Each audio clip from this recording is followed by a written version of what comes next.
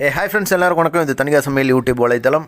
நாம் இப்போ என்ன பார்க்க போகிறோம்னு பார்த்தீங்கன்னா, கேரளாவோட ஒரு சிற்றுண்டி பழம்பொரி. அதுக்கு தேவையான பொருட்கள் பார்த்திங்கன்னா, மைதா, கொஞ்சமாக ஒரு 2 ஸ்பூன் அரிசி மாவு, ஒரு சிட்டிகை பேக்கிங் சோடா, இல்லைனா நம்ம வீட்டில் இருக்கக்கூடிய சமையல் சோடா, கொஞ்சம் ஏலக்காய், உப்பு, சர்க்கரை சிறிதளவு, கொஞ்சமாக மஞ்சள் பொடி போட்டு பஜ்ஜி மாவு இதில் கரைச்சி வச்சுட்டு ஒரு மணி நேரம் மாவை அப்படியே ஊற விட்டுருங்க. அதுக்கப்புறம் அவங்க நேந்திரம் பழத்தில் செய்வாங்க. ஏன்னா அவங்களோட ஸ்டேட்டில் நிறைய நேந்திரம் விளையுது. நம்மக்கிட்ட என்ன கிடைக்குதோ அதை வச்சு நம்ம செய்வோம். நம்ம பாட்டு பாடிய பழுக்க வச்ச அந்த பழம் தான் இது.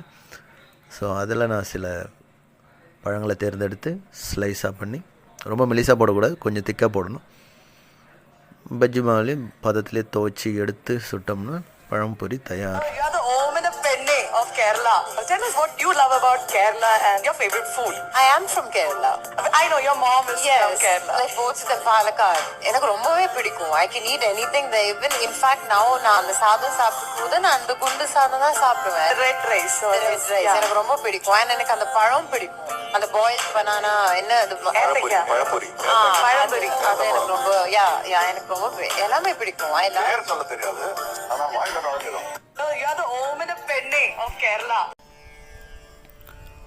மனசுல திறந்தது மணிக்கதவு, மரகத பதுமையை இனி தழுவு, இடையினில் விழுந்தது இள மனசு, இருக்கிற சுகமது பல தினசு, நாளெல்லாம் ராகம் பாடுதே தேகம், வாழ்வெல்லாம் யோகம் வாழ்த்துதே யாவும், விதவிதமா விருந்து வச்சு விழி வழியே மருந்து வச்சு விரல் தொட அதில் பல சுகம் வரும் பொழுதாச்சு.